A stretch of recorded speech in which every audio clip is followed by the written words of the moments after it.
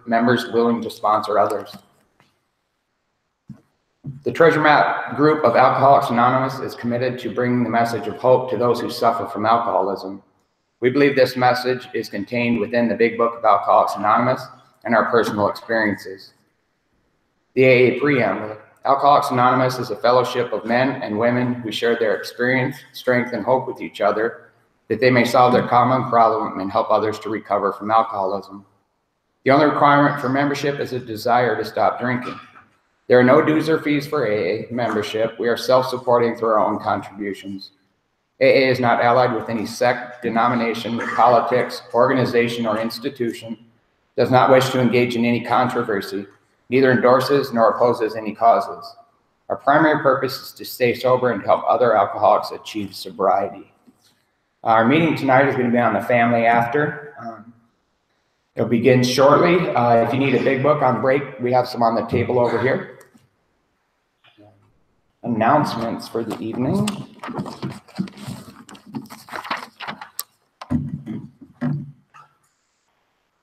We want to make a special mention on our online listeners. We have heard from many of you are trying to make your experience with us even better. If during this meeting you experience a lapse in hearing us, please post a note on our secret group Facebook page. We will be monitoring it throughout the meeting. Monthly online fulfillment of Tradition 7 is available today. Any support of the Treasure Map meeting goes to support our meetings and its bills, events, speaker costs, birthday celebrations, and newcomer welcoming meetings. To begin online Tradition 7 fulfillment, see Randy at the table or go to www.treasuremapmeeting.com. In addition, the Treasure Map group is a proud financial supporter of the Sioux Falls, local Sioux Falls intergroup, Sioux Falls, South Dakota AA District 5, AA statewide, South Dakota Area 63, and worldwide AA through World Services in New York. Also, if you give online, there's a Tradition 7 plate on the tables if you want to drop that in the basket. Please feel free to take our Treasure Map 12-step cards. They're a great way that you can pass on information about the meeting. The back has a good place where you can put your name and number for information when you want to hook up with other people or find someone to get a sponsor. Don't forget about the free Big Book, about our free Big Book study worksheets at www.treasuremapmeeting.com.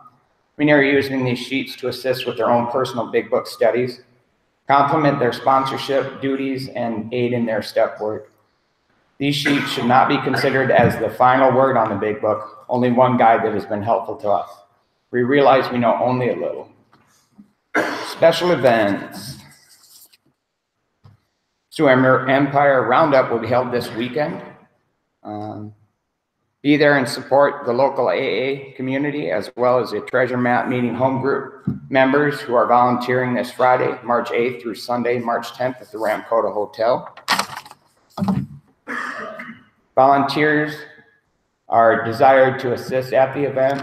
We encourage our home group members to answer the call of our home group to serve the local AA community and help carry the message. Contact Matt at mcexpert.com for details. The Treasure Map group is sponsoring a step working workshop scheduled for April 13th, 2019 at the beautiful Broom Tree Retreat Center in Irene, South Dakota, 45 minutes south of Sioux Falls. In the lodge, cost is $50 a person. Full and partial scholarships are available for all who need them. Bring your Big Book, a pen, and your willingness. We'll cover steps 1 through 9. Facility rental, workshop, workbook, lunch, and dinner are included in this price. Please register as soon as possible so that our home group members have the first opportunity to attend. Registration is up on our website, www.treasuremapmeeting.com. And the 2020 Spring Conference is being hosted by Sioux Falls, and on March 10th at Westside, there will be a meeting at 4:30. If you want some more information, Amy's here tonight. You can meet up with her. They need volunteers to get that going. I know it's a ways down the road, but. And then finally, we always talk about Corrections and treatment committees, looking for folks to run meetings at the Minnehaha County Jail, the Work Release Center, South Dakota State Penitentiary. Background checks are required, minimum of 3 months of continuous sobriety. Contact Matt at mcexpert.com. Group conscious meeting is set for 3/28/2019 at 8:20 p.m. Please set with your committee and come prepared to cover your topic. This is a respectful and time-sensitive way to proceed through the group conscious meeting. And that's everything we have for announcements. And now please welcome Todd to read how it works.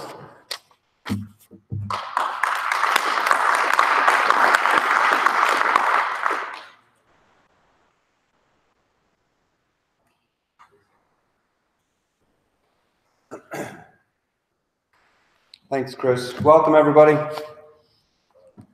I'm going to mix things up here a little bit. I've got the opportunity during the roundup to read the original How It Works from the 1930s. A lot of it's kind of the same, but it's a little bit different. So I'm just going to try to give a live run here and do it before I get in front of a lot more people, but this will be a good start. Okay, How It Works.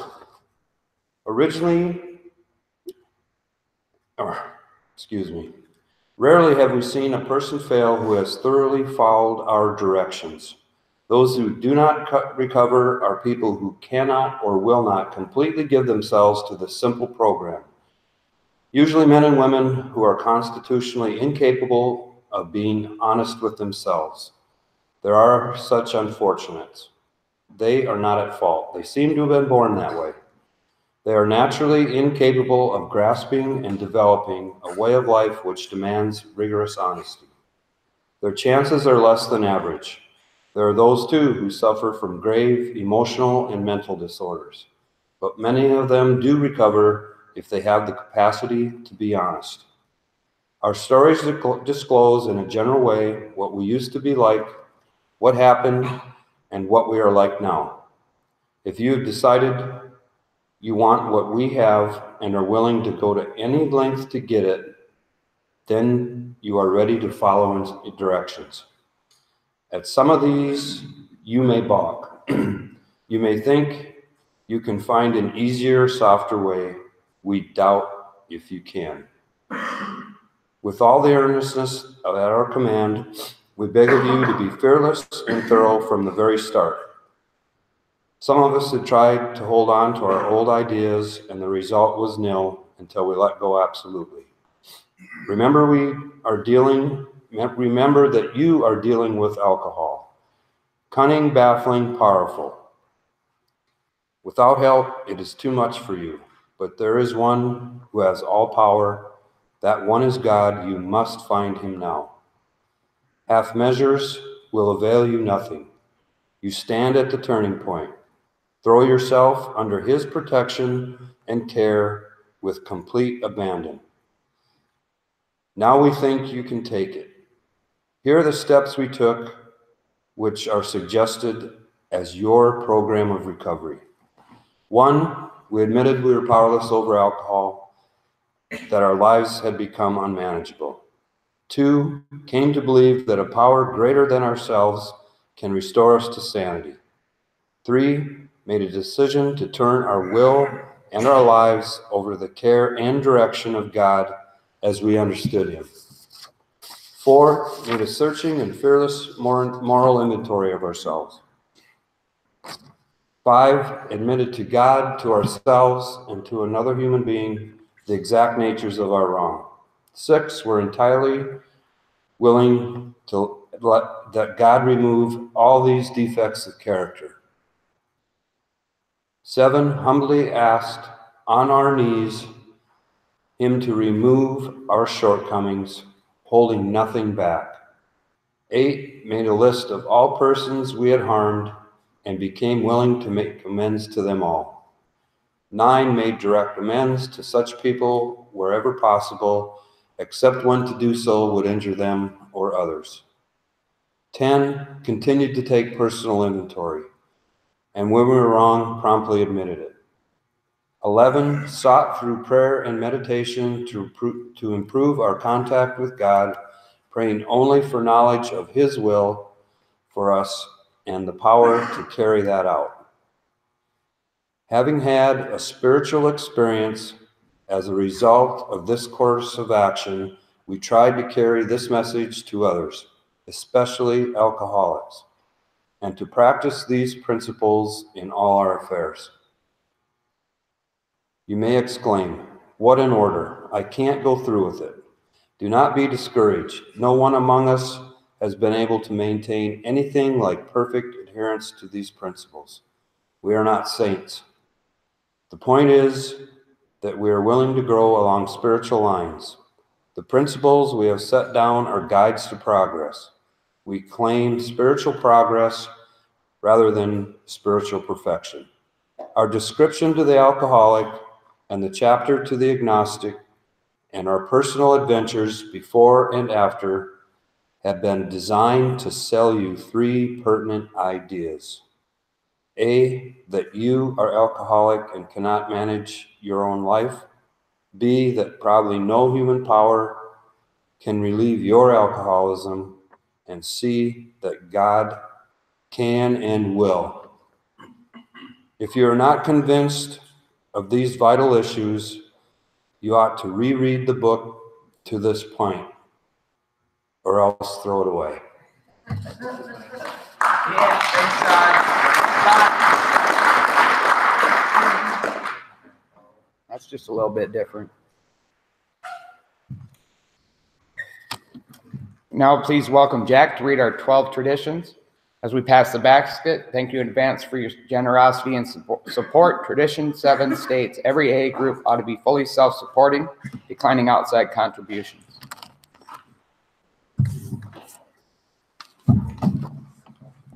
Mark the page. Gotta mark the page. Nice. I'm an alcoholic. My name's Jack. My sobriety date is like, yeah, it goes in there. Thank you. I had a relapse, so I've only got about a week and a half or so of being sober. When I'm reading the 12 traditions, 1, our common welfare should come first. Personal recovery depends on AA unity. 2, for our group purpose, there is but one ultimate authority, a loving God as He may express Himself in our group conscience. Our leaders are but trusted servants, they do not govern. 3, the only requirement for AA membership is the desire to stop drinking. 4, each group should be autonomous except in matters affecting other groups or AA as a whole. 5, each group has but one primary purpose, to carry its message to the alcoholic who still suffers. 6, an AA group ought never endorse, finance, or lend the AA name to any related facility or outside enterprise, lest problems of money, property, and prestige divert us from our primary purpose. 7, every AA group ought to be fully self-supporting, declining outside contributions. 8, Alcoholics Anonymous should remain forever non-professional, but our service centers may employ special workers.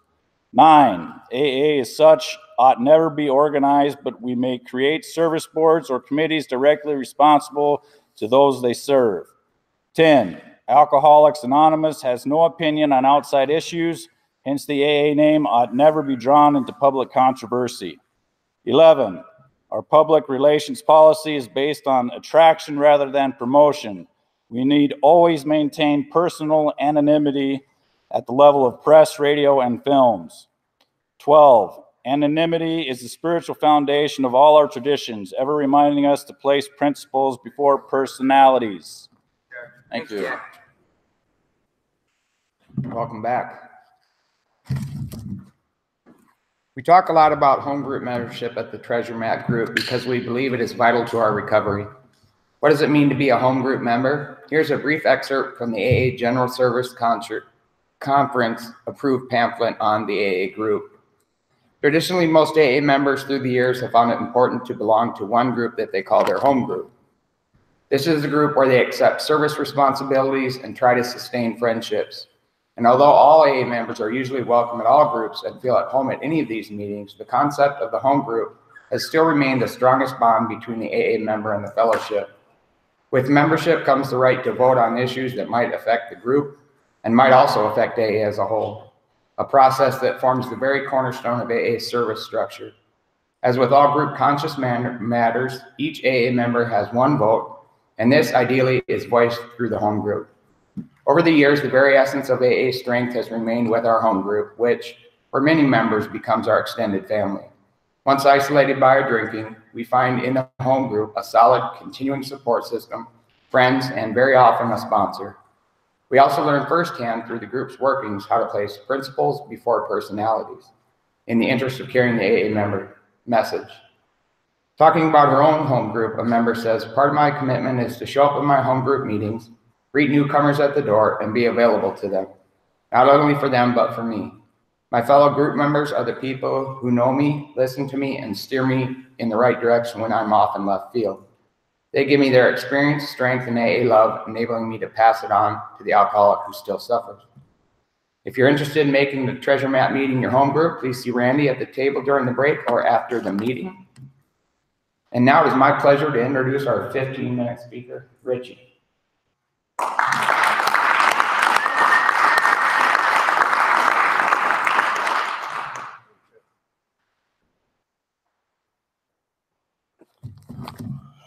I'm Richie. I'm an alcoholic.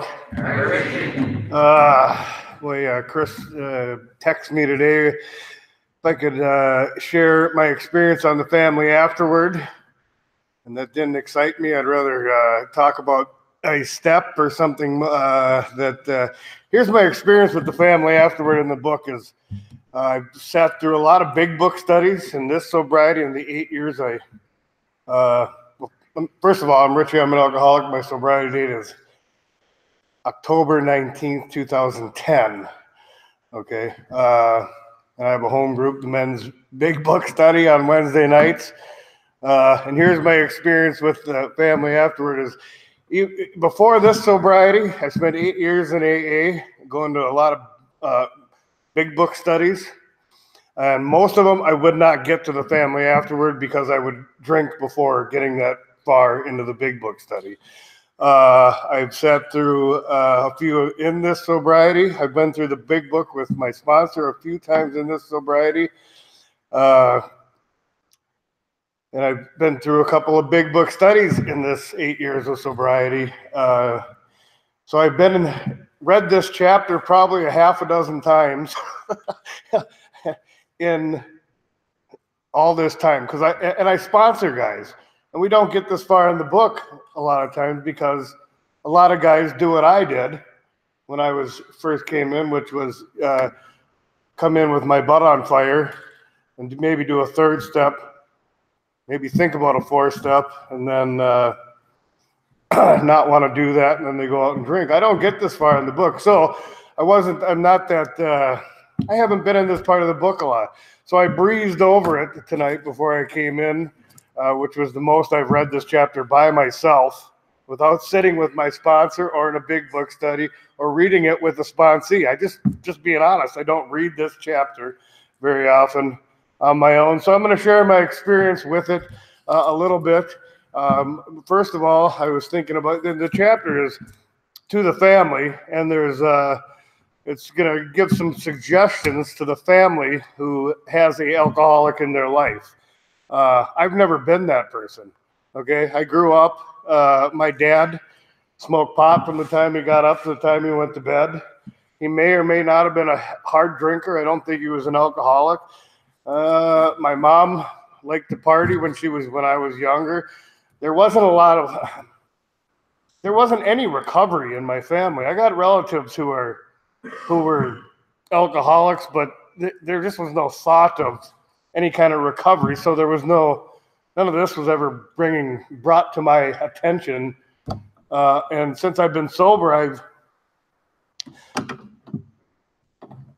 I've never really had an alcoholic in my life. I've dated one gal for a while who was an alcoholic, and I had to leave her because she was drunk, because she wouldn't sober up. Okay, I don't have a lot of experience being on the side of being needed to have this book handed to me. So that's that part of it. The other side of it is I was thinking on the way out the door, you know, I've tried to help a lot of men, okay, from 12 steps as we try. And I've had the opportunity to try to help their family members while doing that. And I'm here to say I've never handed them this book and said, here's to the wives, here's the family afterward. After breezing over this tonight before I came out the door, I was asking myself why I haven't done that.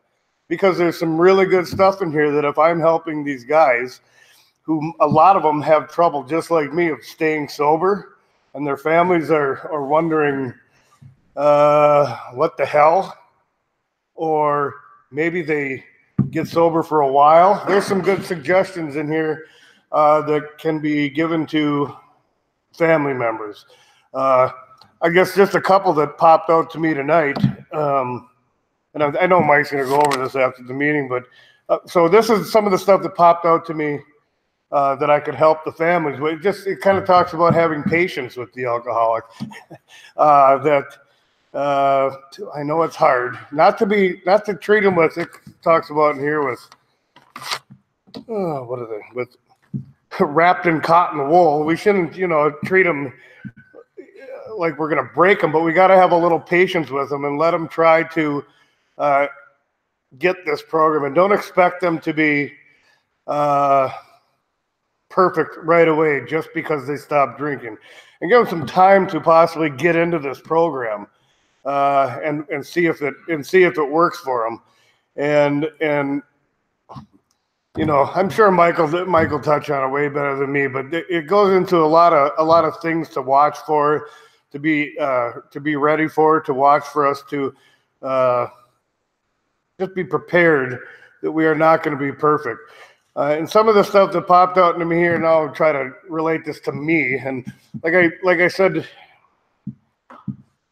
I've been sober 8 years, but I spent 8 years trying to stop drinking. Didn't want to drink in my heart, and I was going to a lot of AA meetings and a lot of treatment centers. I went to, not that I'm just going to tell you how it was. At 30, I made a decision. I wanted to stop drinking forever. And I was in and out of detoxes. And then I went to my first treatment center. And I figured that experience alone, I'm never going to drink again. And I drank again. I went to 8 more treatment centers. So 9 and 8 years on my own. Didn't want to drink. And I was going to a lot of AA meetings in that time. Had really good men put around me that were telling me to work these steps. Really good sponsor. I don't know. I just missed the boat. But one of the big things that popped out to me on this is, this is where it talks about expect your guy to maybe go 2 ways. Talks about alcoholics are enthusiasts.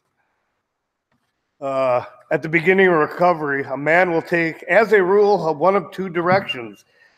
He may either plunge into frantic attempt to get on his feet in business, or he may be so enthralled by his new life that he talks or thinks only of little else.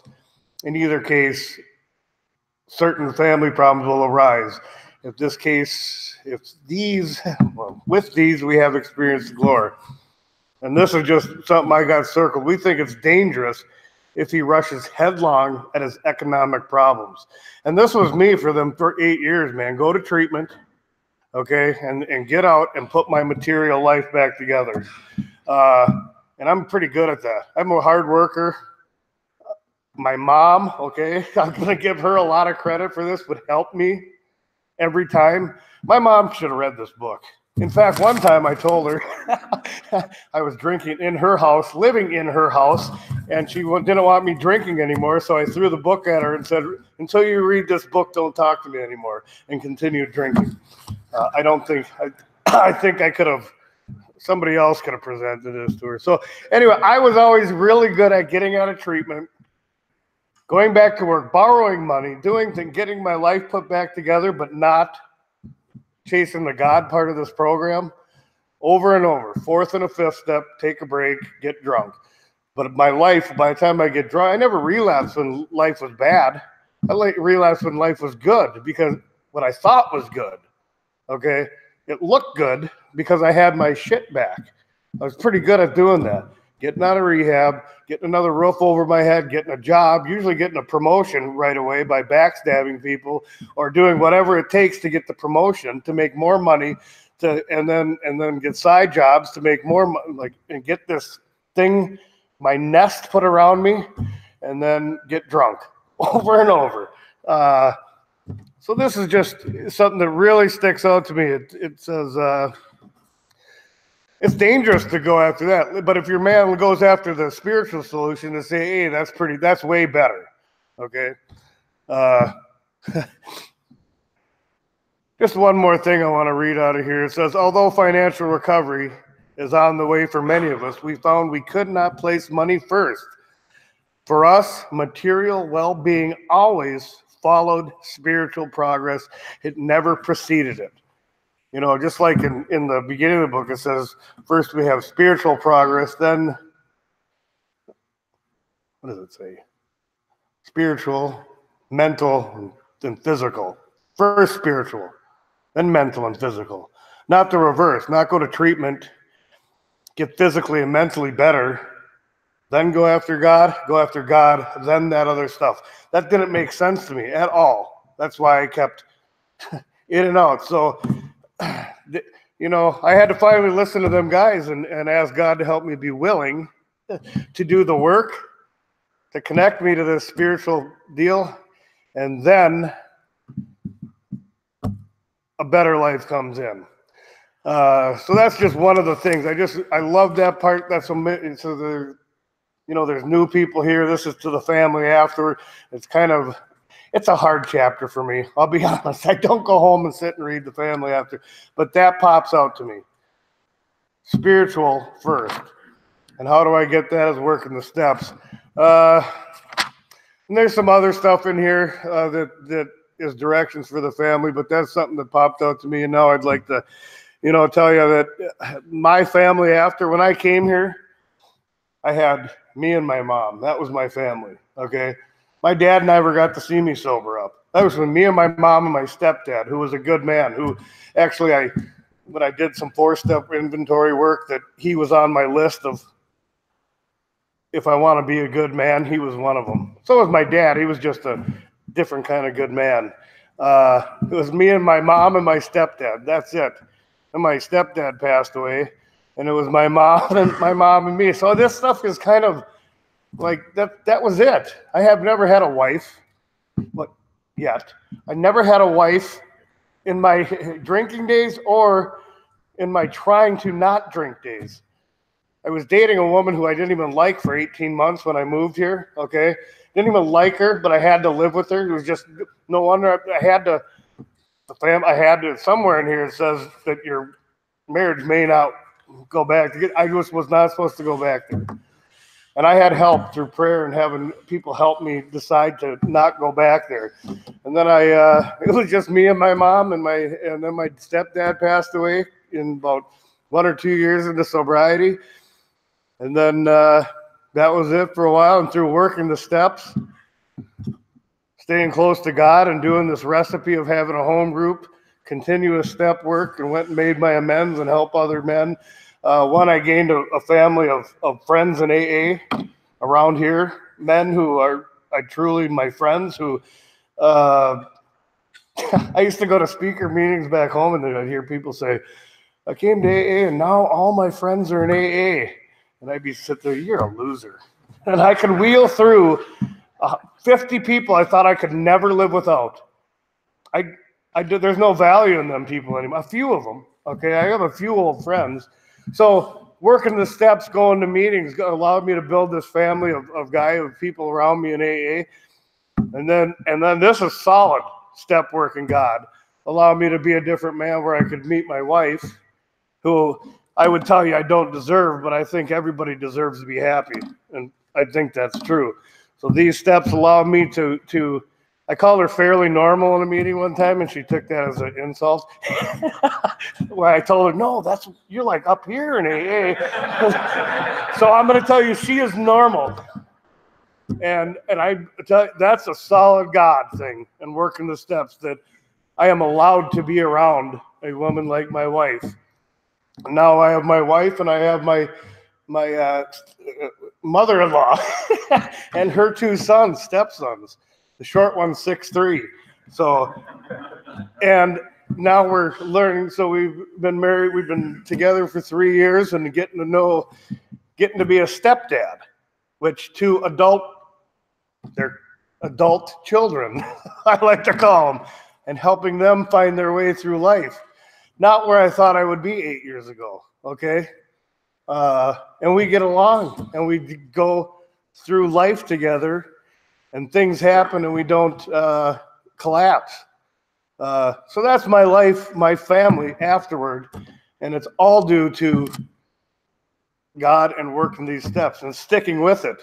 You know, I was good at doing this stuff when my ass was on fire, and then stopping when life got good. Life is still good, and I still love coming here, and I still love you guys, and it's a pain in the butt sometimes, but I know it's where I'm supposed to be. And it's really not a pain in the butt. It's like, I get to do these things. You know, I get to go to work. I do have a dirty job, okay, some days. And some days I just got to go, God, this is pretty good. You know, it's pretty good. I've got guys who work for me. They're all sober. We got 5 guys in my company. All of them are sober. 6. We got a part-time guy. I bet you can't find a construction company in town that has 6 guys who don't drink and drug in it. All God. You know, we don't make a bunch of money, but we have fun. Well, they do. All God. So that's my family afterward, you know, and it's a good chapter. I'm sure. I tell you one thing, after breezing over it and walking down the stairs tonight, when I get in these predicaments where I have people's wives and moms calling and girlfriends, I'm going to suggest read this. And we have Alan on now, which really, I've met some of them, and I know some people who live with active alcoholics and are happy. And I know some who have had to leave their, I mean, they got it. Props off to them. I don't even want to say I know anything about it because I've never been on that part of it. I've always been the drunk. And well, thanks for letting me be here. I love this program. Hey.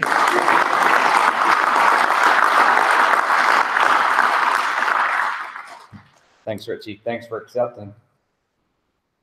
We're going to take a 10-minute break. We'll come back at about 10:02 or a little earlier. 1:45. And bathrooms are through here. Smoking's out the back. Please take care of your butts. 1:45.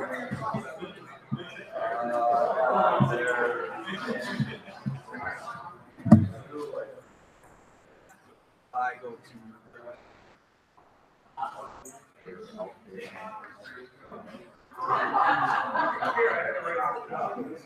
You were there? I think I met you.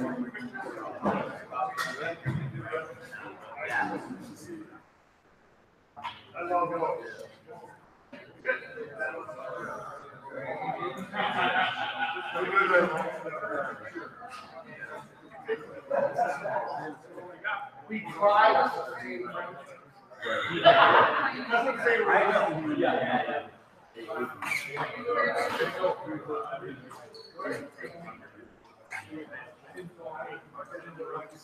No. Yeah,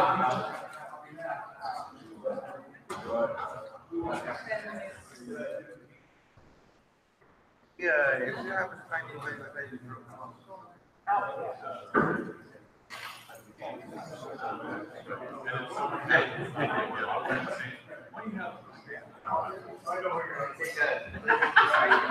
kill the day. You be honest. Yeah, that's true, man. That's true.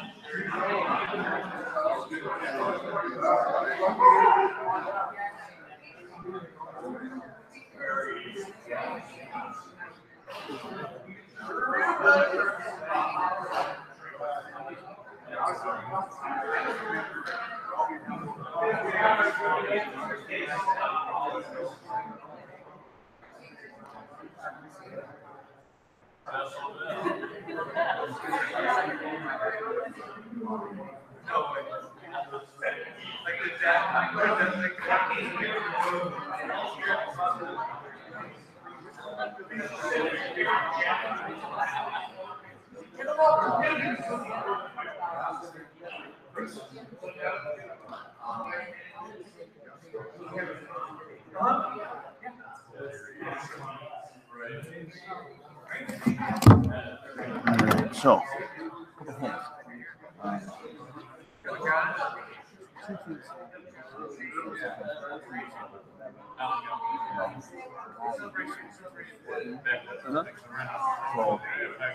next week is Family afterwards again? Yep. Okay. We always do the literature, and then we do the personal application. Oh, okay, yeah, so there'll be 2 speakers. Okay, I already got one. Okay, next week. Yeah. After that, it's going to be vision for you. Okay. 2 weeks, two vision. 2 vision for you. Okay. Okay. And then we're at the end of the quarter, we'll be ready to do it. Okay.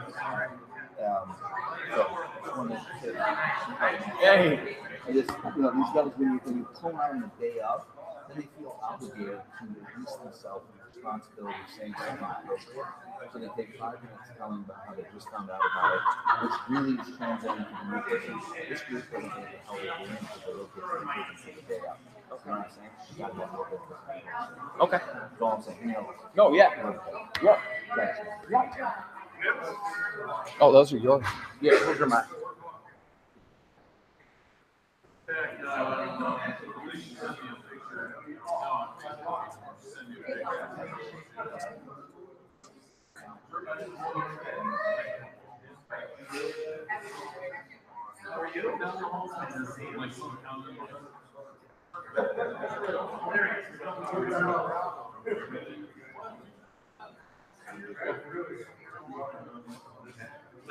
That's why you stepped down.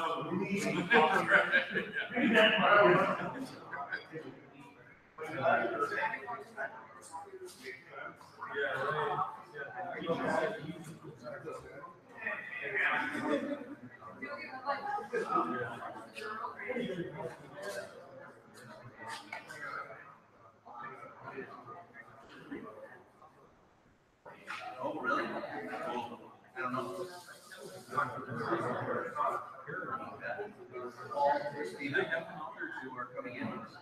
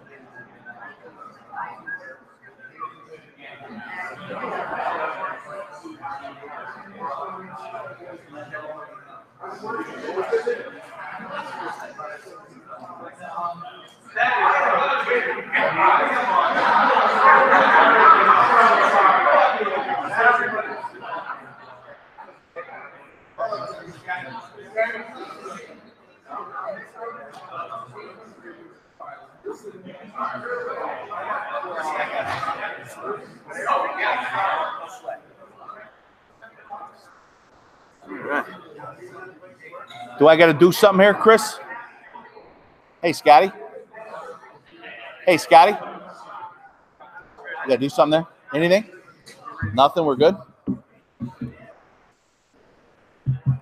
Is this on? There we go. Nope. Yeah, it'll come right. Hold on. Just take your finger. Hello? There we go. All right. Well, have a seat. We're going to get rocking and rolling into the book here.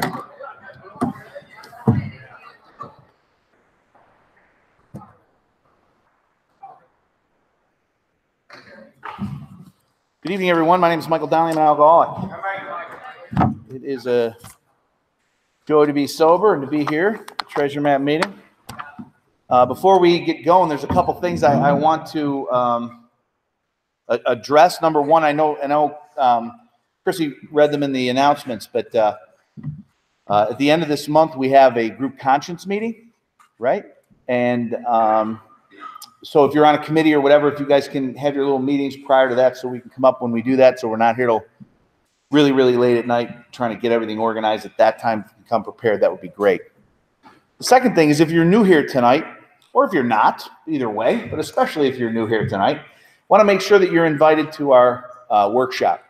The STEP working workshop is going to be held April 13th from 8:30 in the morning until 8:30 in the evening. Lunch and dinner, facility, workbook, everything is provided, right?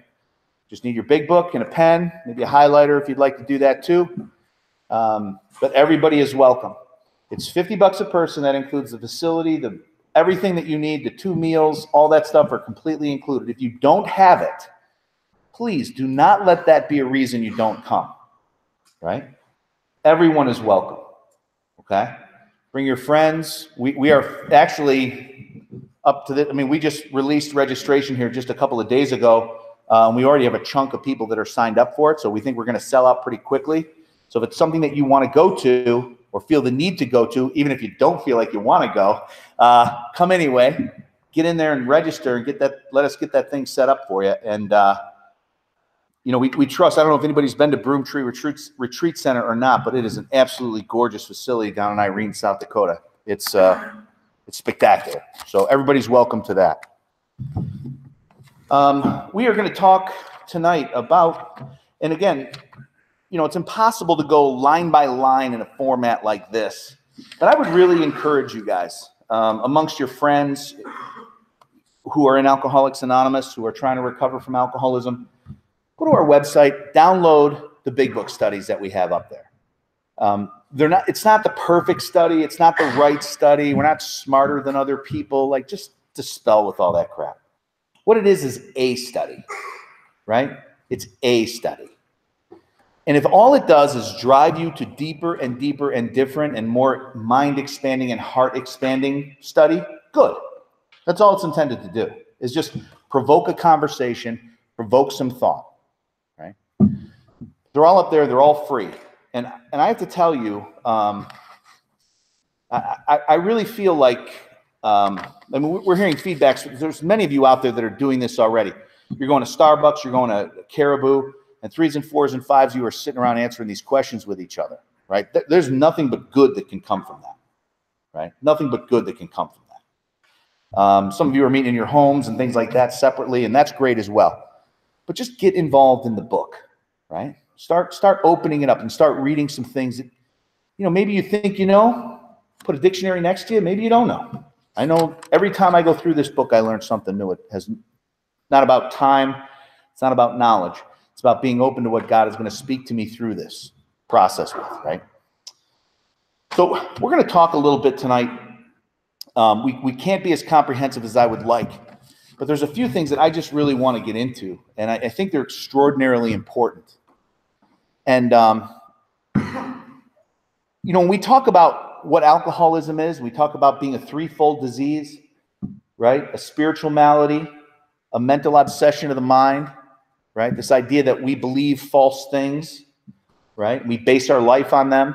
And then we have this physical allergy to alcohol. I don't know what you think of relationships. I don't know what your definition of one is. I don't know how you view family. I don't know how you view your role in the family. Whether you're father, mother, son, daughter, brother, sister, cousin, aunt, uncle. Like, I don't know how you guys define all those. But at the end of the day, I think those people in my life, those people who are blood to me, those people who are closest to me or that I'm related to by marriage or that are just in my circle, and I have stepchildren, so I would include them. There's real blood and then there's heart blood, right? I would include them in there. I got to tell you, if I don't make amends to the bartender that I stiffed a couple of times, I certainly hope I make those amends, but who cares in the big scheme of things? Like, it's not that I don't want to, I just can't find the guy. But my family's different. My family's different. When we talk about step 11 and this idea of, you know, praying for God's will and the power to carry it out, there's some very unique components to that, right? Like, first and foremost, I think, is that, you know, I have no idea maybe what God's will is in kind of like the big realm, you know, like why he put rings around Saturn, or, you know, I don't know why really good-looking guys get fat and lose their hair. You know, I don't know why that happens, you know, really important questions like that. But I know this. I know this. I know that I'm married to a woman. And that woman is Marcia. And I know that no one else is. And so I know some things from that. I can draw some reasonable conclusions from that and then apply my faith to it, right? So faith and reason, they go hand in hand together. So I can be reasonable about simple things and say, okay, so she's in my life and she's my wife. That would mean that I have a role as a husband to play to her, right? Now, many of you know my wife. Many of you love my wife, but you're not going to be husband to her, right? And if we took a poll here, would it be appropriate for anyone else to be husband to my wife other than me? You would all say no, right? You would all be like, no, dude, it's your job, right? It's Mike's job. Well, I have 2 stepsons. It's my job to be stepfather. What does that mean? Well, that can vary, right? That can vary. But there's a role there. And no one else in this group is supposed to be stepfather to them. I am. That's a commitment I made. Many of you have your own children, right? Now, it doesn't mean that people can't fill in. It doesn't mean that people can't, take over a role that perhaps someone else is not suited for emotionally or spiritually or whatever that might be. I'm not talking about that. I'm talking about me. And when I put my head on my pillow, what role was I supposed to play today? Right? I have a niece and 2 nephews who are blood in Chicago, and then my wife has a niece. So I get to play uncle. Playing uncle is kind of cool, right? I really like playing uncle. I have cousins in Ireland and cousins in Chicago, right? And I like playing cousin. We have this thing we do. It's called WhatsApp, and we every month we'll do this group video conference thing that we do, right? And there's people, and they matter to me today, right? Now I got to tell you, I am not saying under any circumstances that those people while I was drinking did not matter to me. They did. And I suspect that even if there's troubles in the relationships that you have with your family, that they mattered to you back when you were drinking anyways, too. But now that I'm getting sober, and hopefully I'm step working, I'm doing my stuff, right? And I got my amends, I'm doing that, I've got my inventory done, I've told it to another person and to God and admitted it to myself, saying these prayers to have God change my heart in 6 and 7, and I'm out there trying to make restitution for these wrongs I did. I'm supposed to be living my life, not hiding from it, right? And I got to tell you, the number one place where my head can tell me lies, it's in my home. It's in my home. My wife and I joke about this now, but it wasn't funny early in our marriage. I would come in the house, and she would be like, how was your day? And I was like, why do you talk to me like that? Yeah. Honest inquiry, just wondering how your day went. I'll never ask again, right? She would say, pass the salt. And what I really knew she was saying is, man, I hate you. I can't wait to the divorce. Like, I could just hear people say things to me that they were not saying. Anybody with me on this, right? Kids, family, cousins. It's just this mixed up mess. Because we're bringing stuff with us, right? And while the steps and the good Lord are sorting all this out for us, we're still in the process, right? So there's going to be a nice seam on the pants when all that gets done, but in the meantime, they're a little wrinkly. And we're trying to contain ourselves and retain some semblance of kind composure, and we're just a whirlwind of emotion. Just a whirlwind of emotion. I remember right when I got sober, I had a good buddy of mine. I would have called him my brother back in the day. He said something to me, and I picked him up, and I threw him across the living room. Now, whatever it was he said, it had to be so, because I couldn't tell you what it is today. It had to be really extraordinarily bad at that moment, right? But see, my form of justice is always out of balance. Throwing a guy across the room for some comment I couldn't even tell you what he said today? Not appropriate. Now imagine if we're doing that with our kids. Imagine if we're doing that to our brides and our husbands. Imagine if we're doing that to the people closest to us, our in-laws perhaps, or our own parents still as adults. Maybe that's happening. How does all that get ironed out? What's the fruit of getting that ironed out? To me, this chapter can be looked at as last couple of weeks' chapter, the two wives, can be looked at from a bunch of different angles. The first angle is certainly, I can read it as me, the alcoholic, who is trying to stay sober, trying to work a spiritual program, trying to develop a spiritual life. I can take that vantage point. I can also take the vantage point of the receiver of that person. I can also take the vantage point of a child. I grew up in a home where there was a lot of drinking, and it was very confusing. It was painful at times, right? I can go through this chapter multiple times considering different roles that I have in the family of which I'm in. And I'm going to get different perspectives on not only how I see those roles, but how others see those roles and see me in those roles, right? So we're just going to kick it off. It's on page 122. Randy, you got books to hand out? People need some books. We got those. Who needs a book? There needs some here, I think.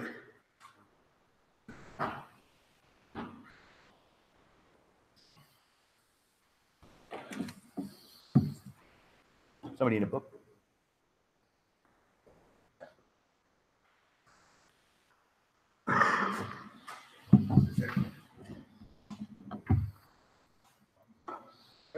Good. All right. So on page 122, the family afterwards begins. It says, our women folk have suggested certain attitudes a wife may take with the husband who is recovering. Perhaps they created the impression that he is to be wrapped in cotton wool and placed on a pedestal. Successful readjustment means the opposite. Right? All members of the family should meet upon the common ground of tolerance, understanding, and love. This involves a process of deflation. It's not going to happen tomorrow. It's a process of deflation. Now, I was taught from my sponsor that the process of deflation is about step work, not about knowing there should be a process of deflation. So I don't know how your brain works, but my brain works like this. If I think it, that means I've done it, right? If I understand it intellectually, that means I've completed it. It's not the case. The process of deflation means that I'm actively involved in 12-step work, right? It says the alcoholic, his wife, his children, his in-laws, each one is likely to have fixed ideas about the family's attitude towards himself or herself. I swear to you, the first time I read that sentence was the first time I thought that. And then when I thought it, I was like, oh, right? I know that sounds dumb, but I never really thought that other people were feeling the same way I was feeling in my relationships with them. I know that sounds dumb, but I never thought that. But it's true. And if I want to be respected, if I want to be listened to, if I want to be treated with charity, if I want to be treated with some level of dignity, it's very likely they want the same. Right? It's that each is interested in having his or her wishes respected. We find the more one member of the family demands that the others concede to him, or to her, I guess, the more resentful they become. This makes for discord and unhappiness. Now, if that's all I got from the family afterward, my relationship should radically change. Just that. That last sentence or two, we find the more one member of the family. Doesn't say the drunk, does it? It says any member of that family. Demands that others concede to him or to her, the more resentful they become. I got to tell you, that's how I handled almost all of my family relationships. Bull in a china shop. I wanted it my way, when I wanted it, how I wanted it, delivered on time. And I expected everyone to know. I certainly didn't talk to them about that. I felt like when they didn't show up on time with what I wanted delivered, tied up in a bow, that they did it to me. Many times they were even unaware I desired that. And then I would be resentful because I couldn't talk to anybody. So I wouldn't request it and they let me down. I would assume they knew demand perfection from them, but always grace for me. Perfection from them, and then be frustrated when I didn't get what I wanted, that I wasn't stating what I wanted either. It says this makes for discord and unhappiness. And it doesn't say who is the bearer of that discord or that unhappiness. It could be me, it could be them. Usually it's both, I think. It says, if you go down to the we'll skip the next paragraph, right halfway in the middle of the next, it says, a doctor said to us, years of living with an alcoholic is almost sure to make any wife or child neurotic. The entire family is, to some extent, ill. Let families realize as they start their journey that all will not be fair weather. Right? So that's a pretty powerful statement. As the alcoholic in my family, that tells me that I might be powerless over alcohol, but I'm extraordinarily powerful when it comes to the people who love me in my home and in my family and what I can do to them, the capacity I have to harm them.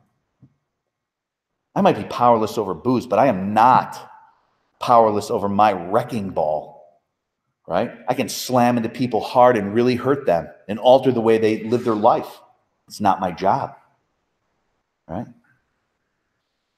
We're going to skip here a little bit. I really like this line on the bottom of page 123. It's in the last full paragraph. It starts with, Father knows he is to blame. It may take him many seasons of hard work to be restored financially, but he shouldn't be reproached. Perhaps he will never have much money again. I love this line. But the wise family will admire him for what he is trying to be rather than for what he is trying to get. All right? I think that's wonderful. Next page, smack dab in the middle of it. Says this painful past may be of infinite value to other families still struggling with their problem. We think each family which has been relieved owes something to those who have not. And when the occasion requires, each member of it should be only too willing to bring former mistakes, no matter how grievous, out of their hiding places. How about this line? Showing others who suffer how we were given help is the very thing that makes life seem so worthwhile to us now. Cling to the thought that in God's hands, the dark past is the greatest possession you have, the key to life and happiness for others. Not for you, but for others, right? How about this? With it, you can avert misery, death and misery for them.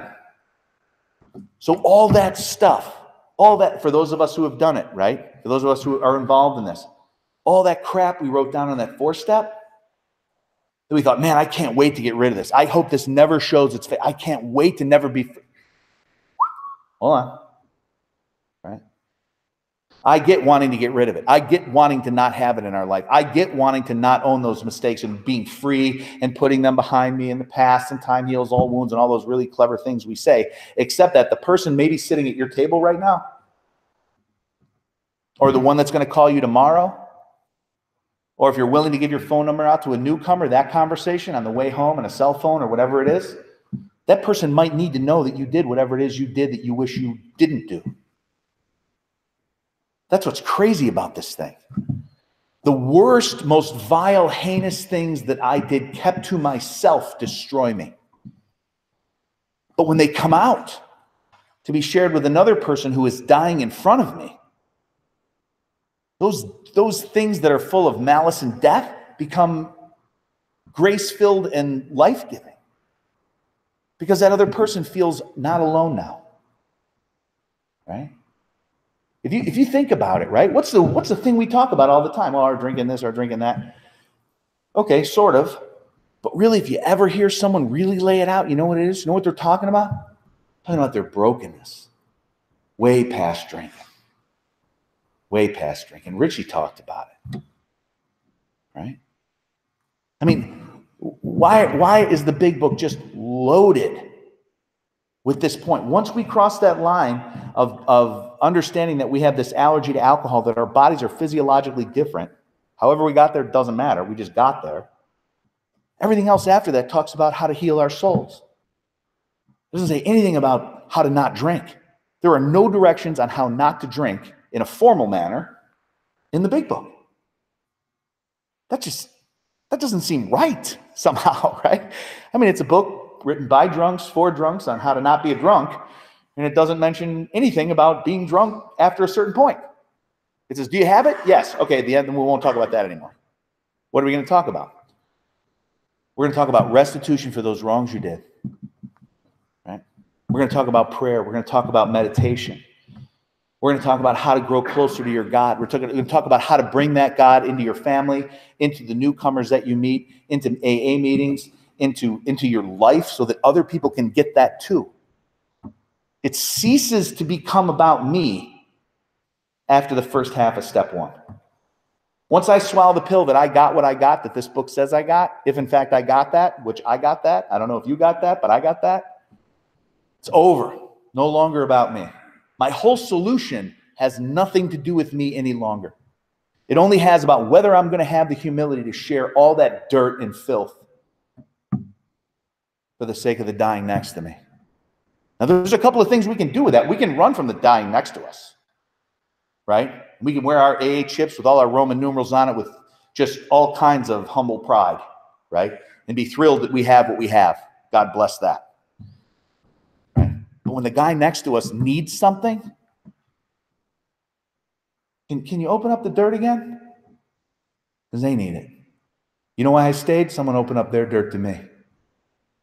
I remember feeling like I was the only person who felt this kind of loneliness, this absolute marrow sucking out of my bones kind of loneliness. And I met this guy, and he said he felt similar. Similar was very close. I'll take similar, right? But what's weird is as he described it, the more I understood what I was going through. The more he described his brokenness, the more I understood what I was going through. That's weird. But it's life-changing. Right? Life-changing. As Richie mentioned on page 125, the book here takes a turn, right? And it talks about two sets of alcoholic people who are, quote-unquote, in recovery. And the first type is a guy who runs after money. He's going to fix the financial state in his life, and it's going to be great once he gets his ducks in a row, right? Now, believe me, no one here, I think, would say that, getting your financial life back in order is a bad thing. Most of us would say it's a good thing, and I would agree with those people. It is, right? But it's not the primary thing. It's not the primary thing. So, what lessons can we learn from these two guys, right? Talks about being enthusiasts, as Richie mentioned, right? On 126, top first paragraph, it says, we think it dangerous if he rushes headlong at his economic problems. The family will be affected also, pleasantly at first, as they feel their money troubles are about to be solved. Then, not so pleasantly, as they find themselves neglected. Dad may be tired at night and preoccupied by day. He may take small interest in the children and may show irritation when reproved for his delinquencies. If not irritable, he may seem dull and boring, not gay and affectionate as the family would like him to be. I don't know what you hear when you read that, but here's what I hear, which I didn't hear the first time I read it, but I hear now as I continue to read it. The family has desires and expectations that they wish me to fulfill. And when I'm caught in me, I don't pay any attention to their needs. Just don't. You don't understand. I can't. I got a lot going on. I mean, I'm kind of an important guy, blah, blah, blah, blah, blah, right? I mean, I'm getting my money back. I get my job. I got to get a career. I gotta. In the meantime, my family is dying around me, right? If you look at the bottom of the page there, it says, sometimes he explodes over a trifle. I know that's happened to no one in this meeting. I'm aware of that. But you probably know some people. Maybe you sponsor them. I don't know. Sometimes he explodes over a trifle. The family is mystified. And of course, being balanced themselves, they criticize, pointing out he is falling down on his spiritual program, which is one of the most uplifting things a drunk can hear from his family. Anyways, it says this sort of thinking can be avoided. Both father and family are mistaken. Though each side may have some justification, it is of little use to argue and only makes the impasse worse. The family must realize that Dad though marvelously improved, is still convalescing. Still convalescing. How? This guy hasn't drank since he joined us. What's he convalescing about if he's fine? I mean, he's sober. He's sober enough to get a job. He's sober enough to work really hard at the job and not drink at the job as he once did. What's he convalescing from? Well, the only thing he's done is he's taken the booze and he's set it aside. He hasn't really fixed the problem, right? Which is what's broken inside.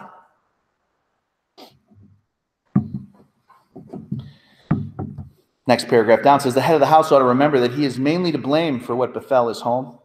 He can scarcely square the account in his lifetime, but he must see the danger of over-concentration on financial success. Although financial recovery is on the way for many of us, we found we could not place money first.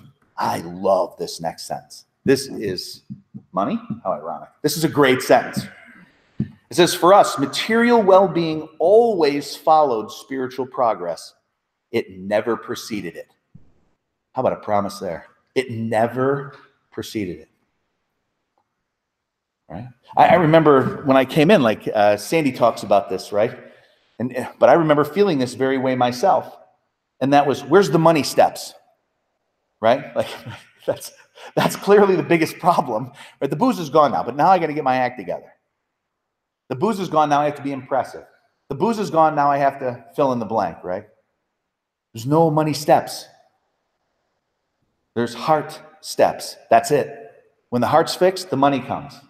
Or maybe not. It's up to God, not me. But even if the money doesn't come, I'm going to live a lot more peaceful life if the heart is fixed. Right? You've been in AA for 6 months. You've probably, whether you know it or not, have sat next to some of the richest people in this town. You may not know that, but it's probably true. And you may have sat back next to some of the poorest people in town. Which ones did you connect with the deepest?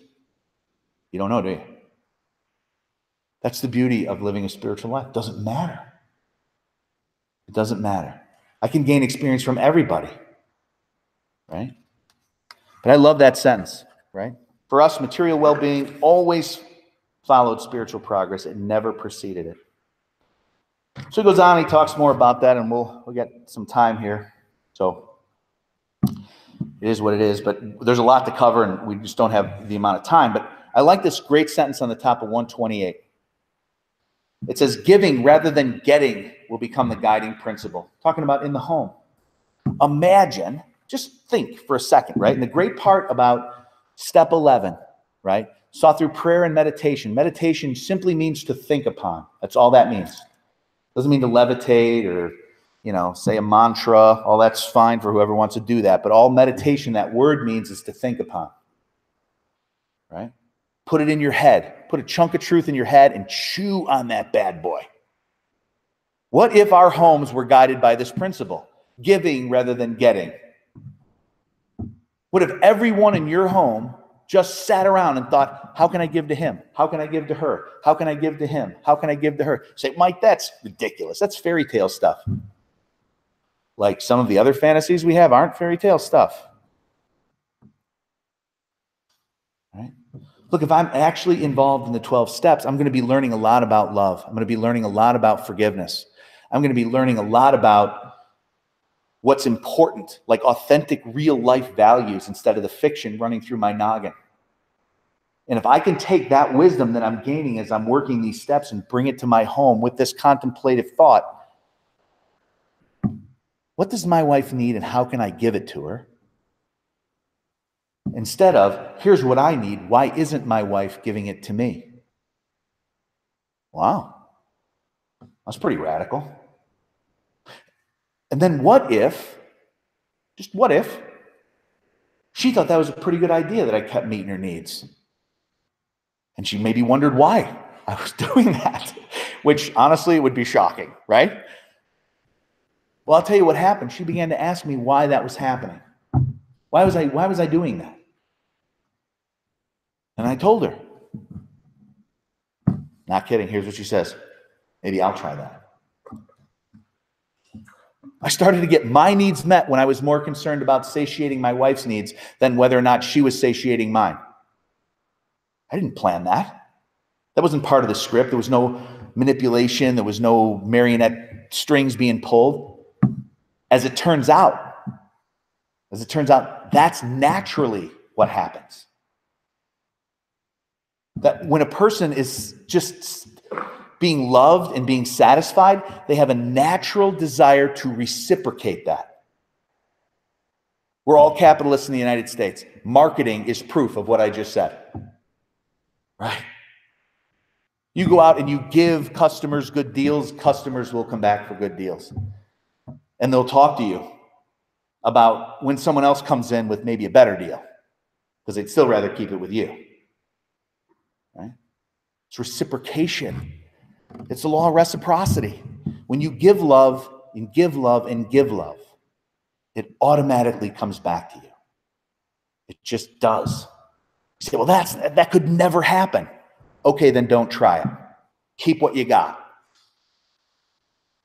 If my wife never gave back to me, but my wife was happier for me giving it to her, honestly, that would make me happy.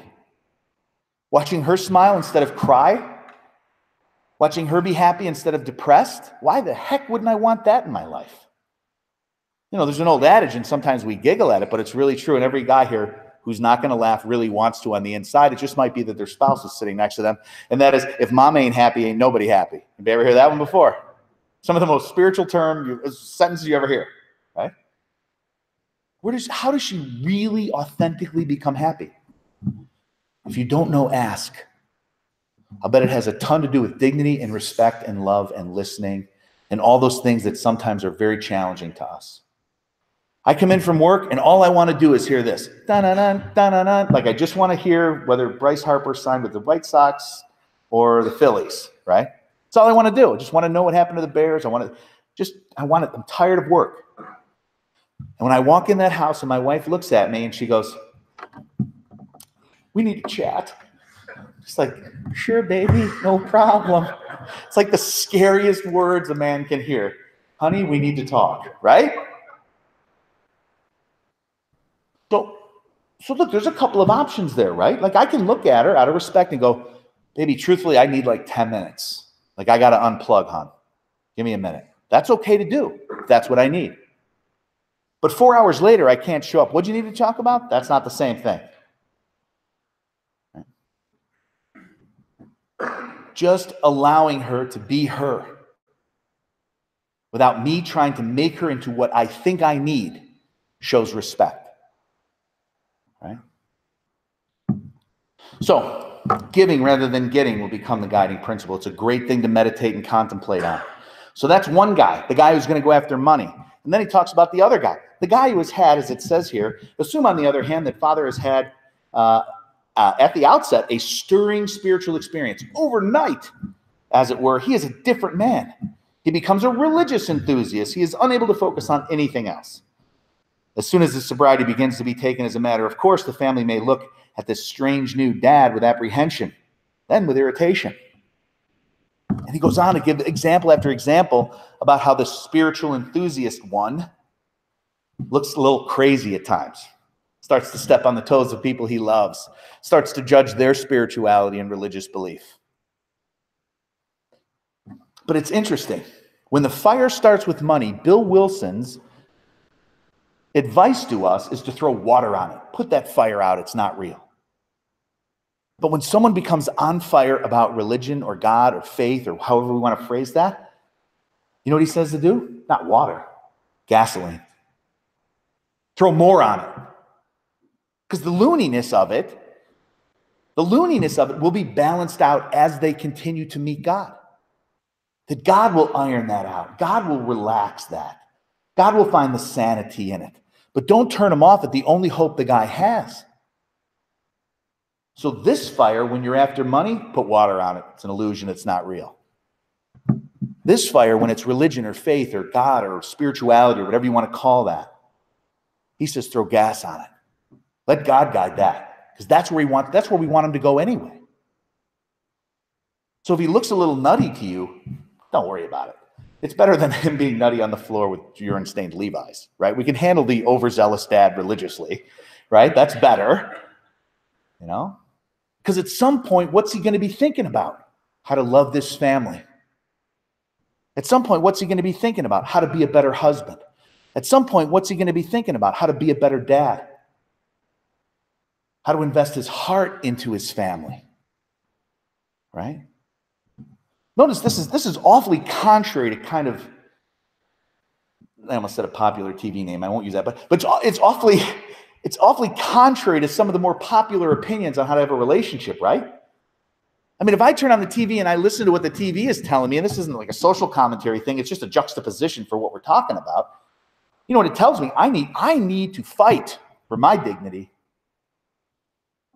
This says, give them their dignity freely. I need to have self-respect in my relationships. And the book tells us, don't worry about your self-respect. You'll be self-respected, and you will be others respected when you become a person who distributes respect. It's weird. It's not a fight. It's a surrender. Right? It's not dukes up, you better. It's do what you want, I'm going to love you anyway. Do what you want, I'm going to love you anyway. That's stupid. You know how easily hurt we're going to get? Well, maybe. But who treats us like that? Sounds a lot like the God I met in Alcoholics Anonymous. Sounds like almost exactly like the God I met in Alcoholics Anonymous. Right? Because he just keeps loving on me, man. Doesn't matter how broken or stupid or moronic I am. He just keeps coming back. He just keeps shoveling more grace at me. He just keeps coming at me. And I don't think he asked me to do a whole lot except reciprocate that to other people. He just asked me to do for others what he did for me. I think that's it. And we can trace that all the way back to the third step. What's the third step deal? The third step deal, as we know on the bottom of page 62, is that God's going to be Father, God's going to be Principal, God's going to be Father, Principal, and help me, Director. Thank you. Right? And what's my job then? Agent and child. That's it. Agent and child. So it goes on there at the bottom of page 128. He is not so unbalanced as they might think, meaning this religiously enthusiastic new guy. Many of us have experienced Dad's elation. We have indulged in spiritual intoxication, which most of us balk at and scoff at and make fun of others for. But really, he's using it as a term of endearment here if you look at the context. And then he says, like a gaunt prospector, right? Belt drawn in over the last ounce of food, our pick struck gold. Joy at our release from a lifetime of frustration knew no bounds. Father thinks he has struck something better than gold. For a time, he may try to hug the new treasure to himself. He may not see at once that he has barely scratched a limitless load, which will pay dividends only, here's a good word, only, if he mines it for the rest of his life and insists on giving away the entire product.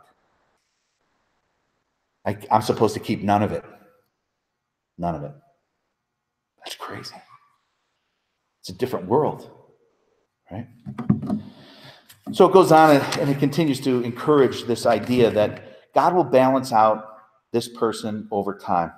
And there's a lot in here, so I'm going to keep moving. We only have a couple of minutes left. On the top of page 133, it says, we are sure that God wants us to be happy, joyous, and free. We cannot subscribe to the belief that this life is a vale of tears, though it was once just that for many of us. But it is clear that we made our own misery. God didn't do it. Avoid then the deliberate manufacture of misery. But if trouble comes, cheerfully capitalize it as an opportunity to demonstrate his omnipotence, not your courage, right? Not how much you can take. God's omnipotence. And it talks about some health things, right? And it goes on, it says, right in the middle of smack dab in the next paragraph down, it says, try to remember that though God has wrought miracles among us, we should never belittle a good doctor or psychiatrist. If you need help, go get it, right? The bottom of the next page says this, the alcoholic may find it hard to reestablish friendly relations with his children. Their young minds were impressionable while he was drinking. Without saying so, they may cordially hate him. for what he has done to them and to their mother. The children are sometimes dominated by a pathetic hardness and cynicism. They cannot seem to forgive and forget. They may hang on for months long after their mother has accepted dad's new way of living and thinking.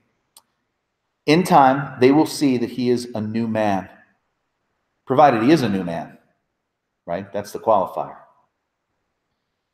And in their own way will let him know it. When this happens, they can be invited to join in morning meditation, and then they can take part in the daily discussions without rancor or bias. From that point on, progress will be rapid. Marvelous results will then, often follow such a reunion. Whether the family goes on a spiritual basis or not, the alcoholic member has to, if he would recover. The others must be convinced of his new status beyond a shadow of a doubt. Seeing is believing. To most families who have lived with a drinker, seeing is believing. Goes on to talk about this guy who smoked and drank coffee and all that, and blah, blah, blah. So, but at the end, it says we have 3 mottos, which are apropos. First things first, live and let live. Easy does it. And the origins of those, as you may have picked up, I don't know if you did or not, right? Some of us do, some of us don't, but there's a lot of New Testament references in this chapter about sacrificial love, about this idea that you can't serve God and mammon. All those come from the group of New Testament chapters, Matthew 5 through Matthew 7. It's called the Sermon on the Mount, right? Emmett Fox wrote a book about that. It's kind of popular in AA circles. I'm not advocating that. I'm just saying that's the truth there. But when we look at these mottos, they all come from that general area, right? This idea of first things first. Its origin was in this. Its origin was this: seek first the kingdom of God and